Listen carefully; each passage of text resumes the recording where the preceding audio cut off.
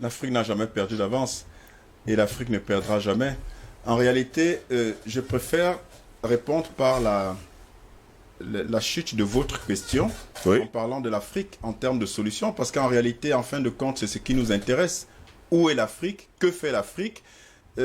L'Occident est libre de s'organiser comme il veut, de faire entendre des bruits de bottes latents, de préparer sa guerre par rapport à ses objectifs, par rapport à ses priorités, par rapport à ses projets qui sont à l'encontre des intérêts des Africains.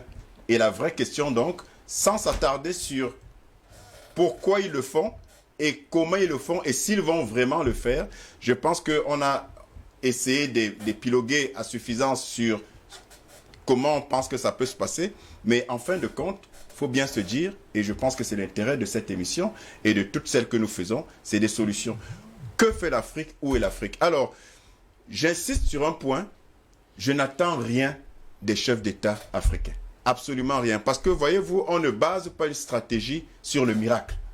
Et qu'il arrive quelque chose de bon venant de nos chefs d'État africains, qui sont pour la plupart inféodés par l'impérialisme occidental, ça relèverait du miracle. Et je ne veux pas baser une stratégie quelconque sur le miracle. Ce n'est pas logique. Ce n'est pas...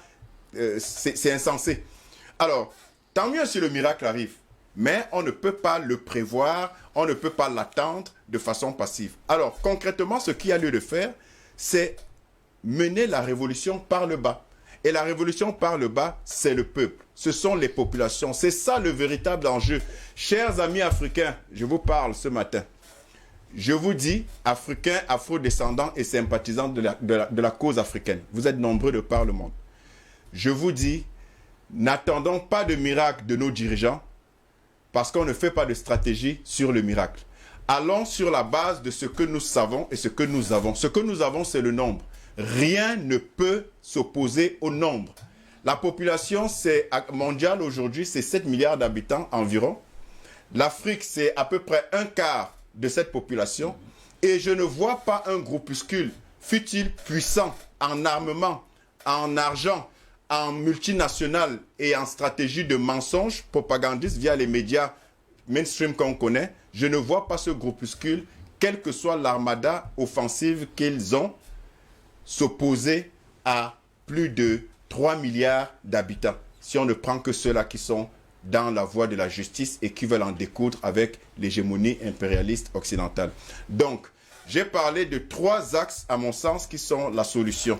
L'éducation, la sécurité et l'économie. Comment concrètement les populations peuvent agir sans attendre de miracles de leurs dirigeants qui ne viendront pas? C'est au niveau de l'éducation, c'est ce que nous faisons déjà, c'est de sensibiliser. Mais vous qui nous regardez, il ne suffit pas de nous regarder. Et c'est très bien, on aime vos compliments quand vous nous dites qu'on parle bien, vous êtes d'accord avec nous, c'est magnifique. Mais vous, qu'est-ce que vous faites à votre niveau? Qu'est-ce que vous faites à votre niveau après que vous nous ayez regardé, après que vous ayez été convaincu de tout ce qu'on a développé pour dénoncer l'oligarchie machiavélique qui continue de paupériser les peuples en Afrique par l'injustice et le mensonge? Soyez des relais de la cause africaine autour de vous. Peu importe, que ce soit des Africains, que ce soit des Occidentaux, le monde a besoin de connaître la vérité parce que seule la vérité affranchit.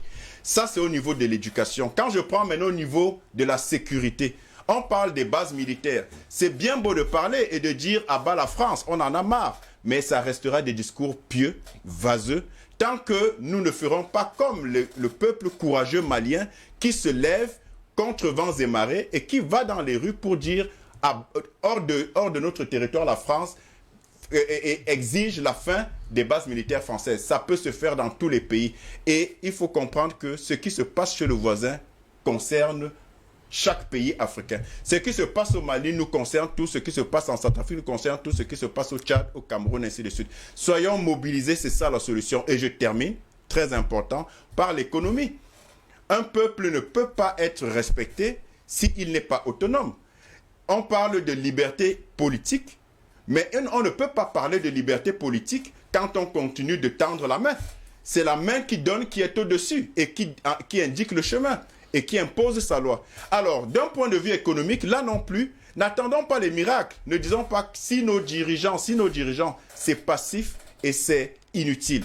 Parce que même le franc CFA, auquel on veut mettre fin, ça ne se fera pas par miracle. Les populations ont leur rôle à jouer. Et d'un point de vue économique, la solution, c'est la consommation locale. Quel meuble as-tu chez toi, mon cher ami et ma chère sœur qui nous regarde? Est-ce que si tu es content d'avoir des meubles importés, quels vêtements portes-tu essentiellement? Qu'est-ce que tu manges? Tu préfères des lardons fumés ou alors de manger du bon sanga ou du coquille? Ça ne veut pas dire qu'on ne peut pas manger des nourritures étrangères. Consommons prioritairement local, africain. Ça commence par là. On est 3 milliards d'habitants, un peu plus. Et si nous constituons nous-mêmes déjà un marché à l'intérieur de notre continent, nous serons une force économique et personne ne pourra nous dicter sa loi. Commençons à consommer local, arrêtons de nous plaindre. Et abandonner les supermarchés. Et consommons dans nos surfaces. Et encourageons, arrêtons de dire ce qui se fait en Afrique n'est pas bien fait. Vraiment, c'est un complexe qui a été imposé par la lobotomisation des cerveaux qui a suffisamment colonisé nos esprits. Consommons local, éduquons-nous et faisons entendre nos voix en tant que peuple. C'est ça la solution. C'est la révolution par le bas qui peut nous inspirer le changement, pas autre chose. Merci à vous.